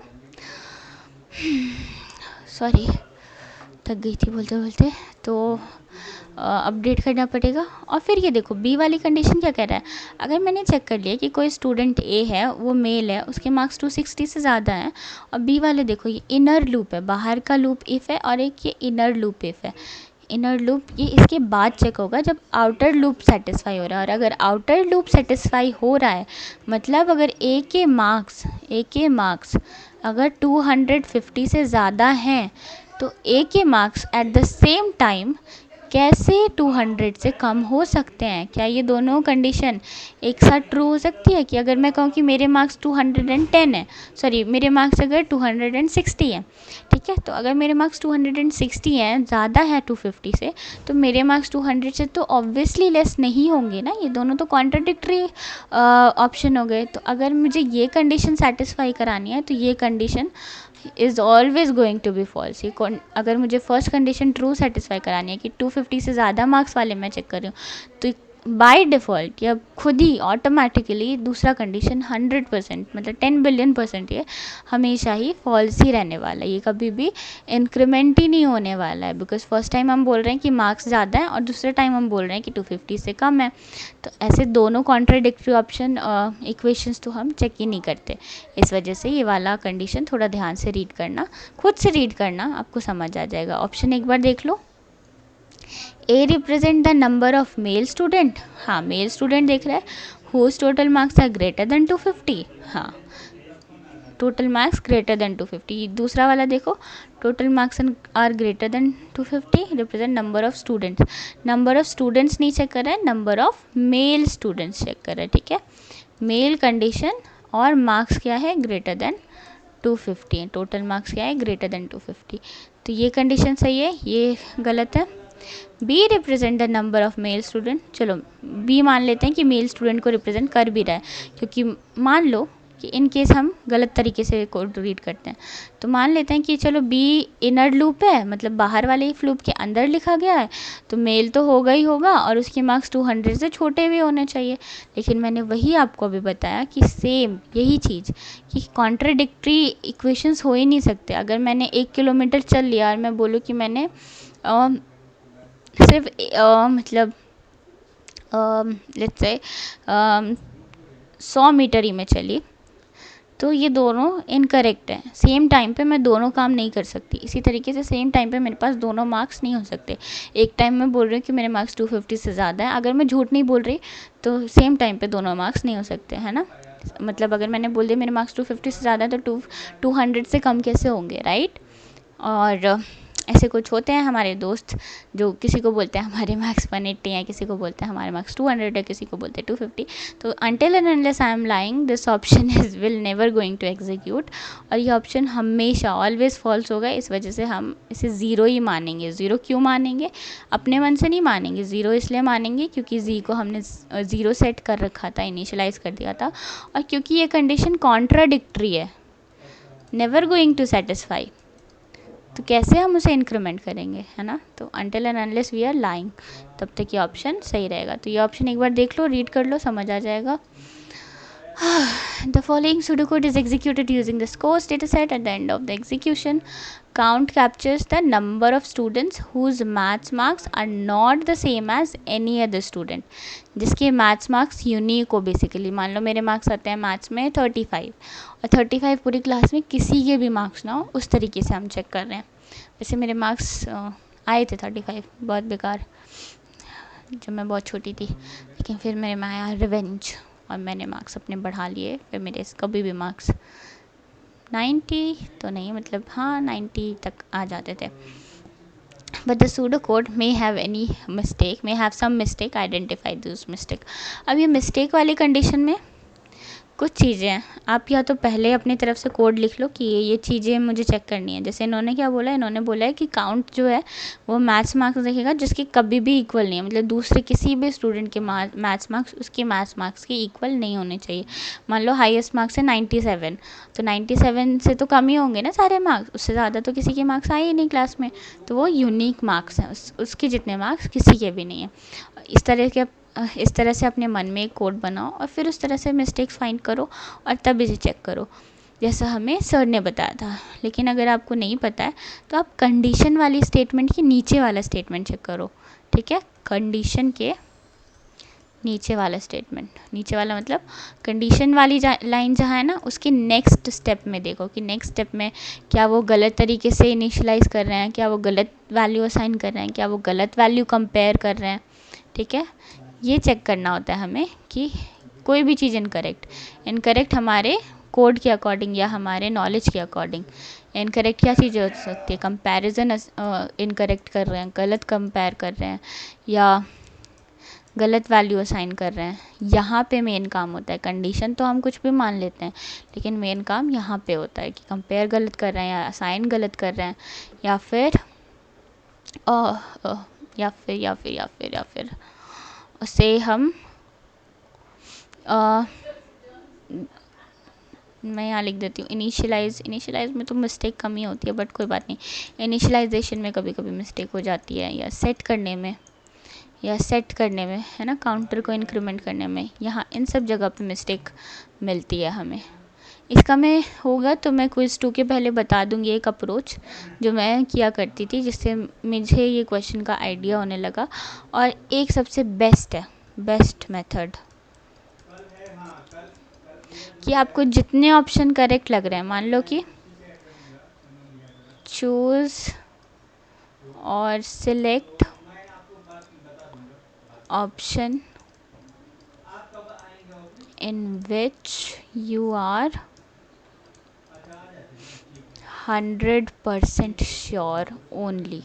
सिर्फ वो ऑप्शन सेलेक्ट करो, उसी ऑप्शन पे जाओ जिस पे आप 100% श्योर हो कि सिर्फ ये आंसर, मतलब देखो ये क्वेश्चन भले ही MSQ है, ठीक है, ये MSQ है, लेकिन ज़रूरी नहीं है कि MSQ है तो इसमें मोर देन वन आंसर ही करेक्ट होंगे। One answer can also be correct.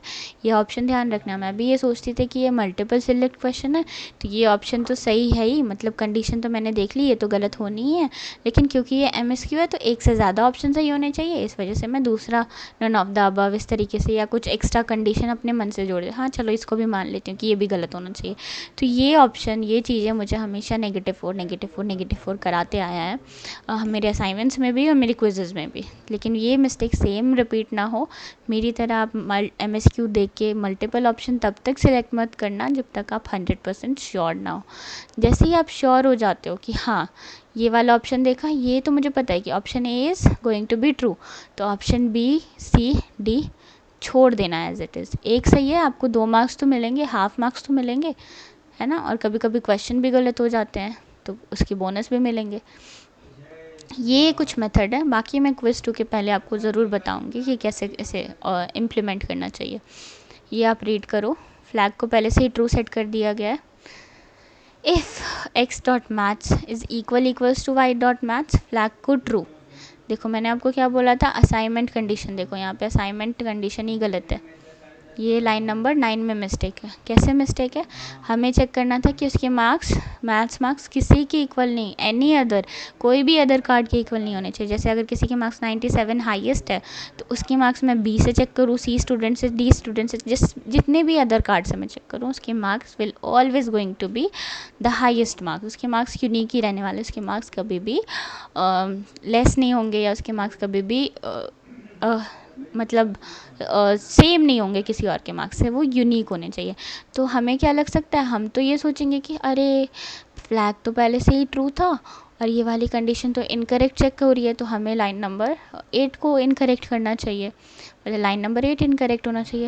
लेकिन हम ऑप्शन में जाते हैं और ऑप्शन में देखते हैं अरे लाइन नंबर 8 तो कहीं भी लिखा ही नहीं है, तो लाइन नंबर 8 नहीं लिखा मतलब कि बाकी तो बाकी सारे लाइंस ठीक है, तो गलती किसी में नहीं है, तो हम क्या कर देते हैं, नो एरर कर देते हैं। यहीं पे हो जाती है मिस्टेक कि हमें पहले ये देखना है कि असाइनमेंट तो हमने कर दिया, लेकिन इधर इसको फ्लैग को ट्रू नहीं, इधर इसको फ्लैग को फॉल्स कर देना चाहिए, है ना। हम अगर इफ़ कंडीशन, तभी एल्स वाली कंडीशन पे हम कब आते हैं, जब हमारा इफ़ वाला फॉल्स हो जाता है ना। तो इफ़ वाला, अगर हम मैथ्स के मार्क्स को देख रहे हैं कि चलो मान लिया कि हम दोनों के इक्वल मार्क्स जोड़ रहे हैं, तो फ्लैग को फॉल्स कर दो तुम। अगर तुम इक्वल वाले मार्क्स मैथ्स मार्क्स देख रहे हो तो फ्लैग को फॉल्स कर दो, और तुम एल्स वाले लूप में आ जाओ, उसको दूसरे टेबल में डाल दो, जिसके सेम मार्क्स उसको दूसरे टेबल में डाल दो, उसको हटा दो। So I hope this option is clear. अब मुझे लाइन नंबर 9 में ही क्यों आंसर मिला ये भी मैंने बता दिया, क्योंकि इन्होंने फ्लैग को फॉल्स सेट करना चाहिए था। तो लाइन नंबर 9 सिर्फ एक ही लाइन में मिस्टेक है और बाकी किसी में भी मिस्टेक नहीं है। और क्योंकि मुझे भी लगता है सिर्फ एक ही लाइन मुझे आती है, तो मुझे एक ही लाइन का मिस्टेक पता है। आपको अगर दूसरी लाइन में मिस्टेक मिल जाए, 100% आप श्योर हो तो आप लगा देना, नहीं श्योर हो तो मेरी तरह 9 एक ऑप्शन पे चलना, ठीक है। हाँ मैं लाइन नंबर 9 लिख देती हूँ, अदरवाइज़ कोई बोल देगा कि लाइन नंबर 8 होता मैम। चलो, ओलंपिक्स डेटा सेट से लिया गया है। Gold count 0, gender check 0। Basically देख रहा है कि कितने गोल्ड मेडल मिले और किसने, मेल ने या फीमेल ने, किसने हमें ज़्यादा मेडल्स दिलाए। तो while Olympics has more card, यहाँ से देखो आप, if x dot medal is equal silver, अगर मेडल सिल्वर है और एक्स डॉट होस्ट कंट्री, मतलब जो कंट्री जहाँ पे वो गेम हो रहा है, वो स्पोर्ट हो रहा है, वो यूएसए नहीं है, तब हम सिल्वर काउंट को प्लस इक्वल टू 1 कर देते हैं, तब हम सिल्वर काउंट इंक्रीमेंट करते हैं और फिर हम इनर लूप में जाते हैं। ठीक है, पहले हमने देखा कि वो मेडल सिल्वर है और वो कंट्री यूएसए, मतलब वो होस्ट कंट्री यूएसए नहीं है, तो तुम देखो कि उसका जेंडर मेल है, और जेंडर जैसे ही मेल मिलता है तो तुम जेंडर चेक को इंक्रीमेंट कर दो और move X to history table में डाल दो। Which of the execution must be true, option देखो, silver count will equal the number of silver medals that were awarded when the host country was not USA। देखो host country was not USA, ये तो ठीक है, लेकिन ये silver count के लिए क्या बोल रहे हैं, silver count will equal to the number of silver medals that were awarded when the host country was not USA. हाँ ये ठीक है, अभी के लिए इसे मैं ठीक मान रही हूँ, लेकिन इसे मैं परमानेंटली 100% तभी श्योर होंगी जब मैं बाकी ऑप्शंस को चेक करूँगी। तो ये सही कंडीशन है ना, सही तरीके से तो देख रहे हैं ये कि सिल्वर काउंट क्या रिप्रेजेंट कर रहा है, कि वो सिल्वर उसने मेडल जीता है और होस्ट कंट्री यूएसए नहीं है, यही तो देख रहे हैं। बाकी देखते हैं, if gender check is equal to silver count, ये कह रहे हैं कि अगर जेंडर चेक सिल्वर काउंट के इक्वल है तो इसका मतलब क्या हुआ कि वो सिल्वर काउंट, मतलब वो सिल्वर मेडलिस्ट हो, उसका होस्ट कंट्री यूएसए भी ना हो, उसका जेंडर मेल भी हो, ये सारी कंडीशन ये देख रहा है। तो चलो ये देखते हैं, then all silver medal winner in events not hosted by the USA were male. ठीक है, ये भी मुझे ठीक ठीक लग रहा है, अभी मुझे सारे ही सही लग रहे हैं इसमें, बट एक बार देख लेते हैं कि कौन सा ऑप्शन सही होना चाहिए। इसमें देखो, silver count counts the total number of silver medals one by athletes, हाँ एथलीट्स ही तो जीतेंगे। ठीक है, सिल्वर काउंट क्या करता है, total number of silver medal one by athletes who do not belong to USA. देखो बिलोंग की बात नहीं करी है, host country, X dot host is not equal to USA, मतलब ये ज़रूरी नहीं है, मतलब प्लेयर ही हो सकता है यूएसए का ही हो, लेकिन होस्ट कंट्री यूएसए नहीं होनी चाहिए, है ना। जैसे इंडिया का मैच या कहीं का भी मैच किसी और कंट्री में अगर खेला जा रहा है तो ज़रूरी नहीं है कि उस कंट्री का प्लेयर नहीं होगा उसमें, ज़रूरी ये है कि वो कंट्री होस्ट ना कर रही हो, है ना, ये कंडीशन है, ना कि बिलोंग्स की बात नहीं है। ये ऑप्शन इनकरेक्ट है। ये देखो, counts the total number of silver medal one by male athletes, चलो मेल की बात कर दी है, in events hosted in the USA, ये कह रहा है एक्स डॉट होस्ट यूएसए होनी चाहिए, नो नेवर।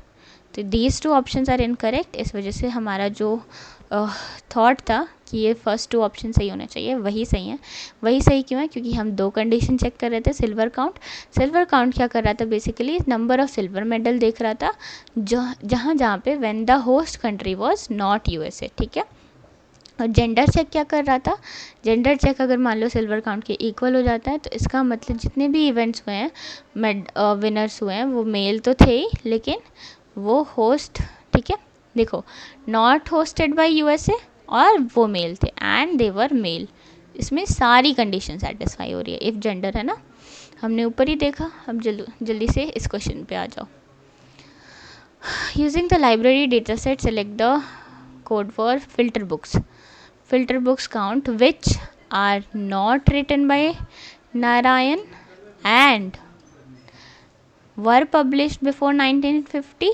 ये जब होती है ना इफ़ वाली कंडीशन या विच वाली कंडीशन, तो इसमें एंड अपनी तरफ से भी आप लगाओगे तो भी आंसर सही आएगा। और लैंग्वेज इज़ इंग्लिश, मतलब क्या होना चाहिए, ऑथर जो होना चाहिए, author must not be equal to Narayan, और जो बिफोर 1950 मतलब जो भी ईयर है, करेंट ईयर, वो लेस देन होना चाहिए 1950 से, मतलब जो भी बुक हम चेक कर रहे हैं, जो पब्लिशर है या जो कब पब्लिश हुई थी, ठीक है, वो 1950 से लेस होना चाहिए। और लैंग्वेज क्या होनी चाहिए, language will be English only, ये कंडीशन है। अब ये देखो ए को 0 सेट कर दिया गया है, A equal to A plus filter books.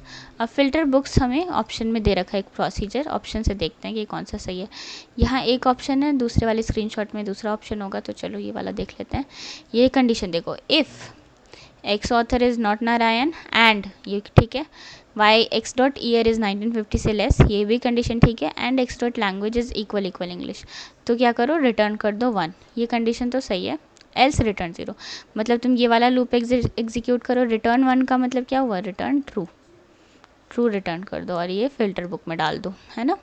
Else return 0, मतलब फिर हमें इस लूप के बाहर आ जाओ, अगर ये कंडीशन सेटिस्फाई नहीं हो रही है तो मुझे 0 दो। लेकिन मान लो क्या, हमें कोड में यही बोला गया था कि वो नारायण नहीं हो और वो पब्लिशर 1950 से लेस हो, मतलब जो पब्लिश हुई थी बुक वो 1950 ईयर से लेस हो और लैंग्वेज भी इंग्लिश हो, तो this option is going to be true. बाकी ऑप्शंस देखते हैं कि बाकी ऑप्शंस क्यों इनकरेक्ट है। First option we have check no, अच्छा इसमें बाकी के 3 ऑप्शन है, चलो ये वाले देखते हैं।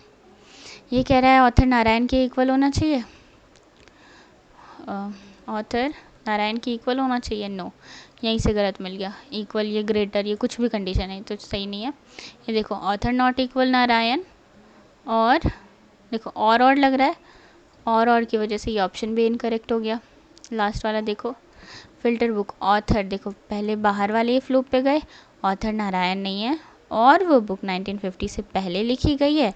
फिर तुम इनर वाले लूप को देखो, ये भी ठीक है, इनर वाले लूप को तुम तब चेक कर रहे हो जब ऑथर नारायण ना हो और ईयर भी 1950 से लेस हो, तब तो मुझे रिटर्न 1 कर दो, तो दिस ऑप्शन इज़ ट्रू। जल्दी से दूसरा क्वेश्चन देख लेते हैं। मैं इधर बिल्कुल एक्सप्लेन करने का मेरा मन नहीं हो रहा है, तो प्लीज़ आप रीड करना, आपको समझ आ जाएगा ये क्वेश्चन। ये वर्ड्स डेटा सेट से लिया गया है। Procedure do something table 1 table 2 count 0 while this, देखो if y dot word is equal to z dot word, तो काउंट को इंक्रीमेंट कर दो। अगर वो वर्ड सेम मिलते हैं तो क्या कर दो, काउंट को इंक्रीमेंट कर दो, एल्स रिटर्न काउंट। और अगर सेम वर्ड नहीं है तो जो काउंट पहले था, अगर 0 था तो 0 ही वापस कर दो। और ये कुछ 2 लाइन लिखी हैं, फिर रिटर्न कर दो काउंट एंड डू समथिंग। चलो ये देखो, let there be 2 data set stored in table 1 and table 2। Table 1 में एक ये डेटा सेट हमें दिया है और टेबल 2 में ये डेटा सेट हमें दिया है, टेबल 2 में ये डेटा सेट हमें दिया है, ठीक है, corresponding to the following sentence.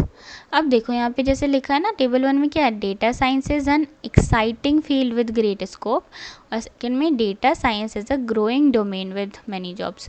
तो यहाँ पे एक मिस्टेक हो सकती है, इसके लिए आपको बोनस शायद वो दे। मिस्टेक ये होगी कि डेटा साइंस मतलब डेटा अलग वर्ड और साइंस अलग वर्ड नहीं है, हम डेटा साइंस को कलेक्टिवली कंसोलिडेटली बोल रहे हैं कि जो डेटा साइंस है वो एक्साइटिंग फील्ड है जिसका स्कोप आगे बहुत है, और डेटा साइंस में आगे जॉब अपॉर्चुनिटीज़ भी बहुत होंगी। तो डेटा साइंस में होगी, ना कि डेटा और साइंस में। डेटा साइंस हम इसे 2 इंडिविजुअल वर्ड्स की तरह नहीं काउंट करेंगे, हम इसे एक ही इंडिविजुअल वर्ड्स की तरह मानेंगे। अगर ऐसे क्वेश्चन आएंगे तो हो सकता है बोनस की चांस हो, लेकिन बोनस अगर ना भी माने तो आपको रीड करना आना चाहिए। मैंने स्टार्टिंग में ही बोला था कि डेटा साइंस को डेटा और साइंस अलग अलग मत रीड करना, नहीं तो आपको गलत आंसर मिलेगा। Data science not data science is an exciting field, not science, data science, okay. तो इसको इस तरह से रीड करना, इट इज़ 1 वर्ड ओनली, ठीक है, ये 2 वर्ड नहीं है। अब करना क्या है हमें, अच्छा ये कुछ करना है, what will do something table 1 table 2 return, lower case upper case को इग्नोर कर दिया, तो डू समथिंग डेटा साइंस, चलो इसमें जाओ, इस टेबल में जाओ। टेबल 1 में हमें क्या दे रखा है, स्टेटमेंट 1, और टेबल 2 में क्या दे रखा है, स्टेटमेंट 2। स्टेटमेंट 1 क्या था, स्टेटमेंट 1 था data science is an exciting field with great scope, और टेबल 2 क्या था, data science is a growing domain with many jobs. हम यहाँ तक आते हैं, ये देखो, if x dot word equal to Y dot word, ये कंडीशन चेक करो। अगर एक्स वर्ड इक्वल है वाई वर्ड, मतलब सेम वर्ड होंगे, तो ही हमें काउंट को इंक्रीमेंट करना है। प्लस इक्वल टू 1 लिखो या count equal to count plus 1, दोनों सेम ही बात होती है, ठीक है। ये देखो अब इसमें सेम सेम कितने वर्ड्स हैं ये काउंट करो। ये काउंट कब इंक्रीमेंट होगा, जब हमें इक्वल वर्ड मिलेंगे, जब सेम वर्ड मिलेंगे। तो जल्दी से काउंट कर लो। Data science is an exciting growing field with. तो कितने सेम वर्ड्स मिले, 3 वर्ड्स हमें सेम मिले। तो इसका आंसर क्या होगा, 3। डेटा और साइंस को अलग अलग वर्ड मत गिनना, उसमें गलती हो जाएगी। इस क्वेश्चन में आ जाओ। Last question, consider the procedure M sum है कुछ, ये x, y, z, सम को एक वेरिएबल 0 सेट कर दिया गया है। ये देखो, if x is less than equal to y and x is less than equal to z, मतलब ये जो x y z हमारे पैरामीटर्स है ना, जो पैरेंथेसिस के अंदर होते हैं उसे हम पैरामीटर बोलते हैं। तो अगर हमारी x की वैल्यू y और z से लेस है, छोटी है, तो सम वाले पैरामीटर को क्या कर दो, y प्लस जेड कर दो। एल्स, अगर फिर एल्स होता है तुम ये वाली कंडीशन देखो और ये करो। एल्स तुम ये एल्स वाला लूप कब एग्जीक्यूट होगा, अगेन आई एम रिपीटिंग, तब एग्जीक्यूट होगा जब हमारा ये कंडीशन फॉल्स होगा। लेकिन अगर ये कंडीशन ट्रू होता है तो हमें सिर्फ और सिर्फ सम y प्लस जेड रिटर्न कराना है। ठीक है, अगर हमारा इफ़ ट्रू हो जाता है, इफ़ वाला कंडीशन, अगर इफ़ वाला कंडीशन हमारा ट्रू हो जाता है तो हमें यही वैल्यू चाहिए।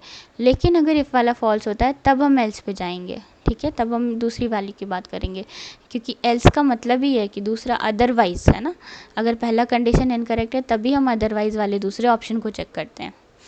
एम सम क्वेश्चन देखते हैं अब। एम सम, इसकी पैरामीटर दे दिए 5 7 7। चलो ये वैल्यू पुट करके चेक करते हैं। इसे मैं इरेज कर देती हूँ। ऐसे टाइप के क्वेश्चन आपको एक मिलेगा, मतलब इस तरह का एक मिलेगा जिसमें आपको कुछ इनपुट खुद से दिया होगा, जैसे उन्होंने दे रखा है ना पैरामीटर 5 7 7। किसी में डिक्रीमेंट होता है कि अगर हमें वॉवल मिल गया हम काउंट को बढ़ा रहे हैं, और इस तरीके से पैरामीटर हमें दे रखे होते हैं। तो ये वाले क्वेश्चन ना 1-2 प्रैक्टिस कर लेना अपने तरफ से। तो क्या है हमारा x 5 7 7। ठीक है, इफ़ वाले ब्लॉक पे आओ। क्या 5 लेस देन इक्वल टू 7 है, ट्रू। एंड ब्लॉक जब दोनों ट्रू होता है तभी ट्रू देता है, ये ध्यान रखना। एंड और वाला कंडीशन, क्या 5 लेस देन इक्वल टू 7 है। देखो z के मार्क्स भी, सॉरी z पैरामीटर की वैल्यू भी 7 है और y पैरामीटर की भी वैल्यू 7 है ना।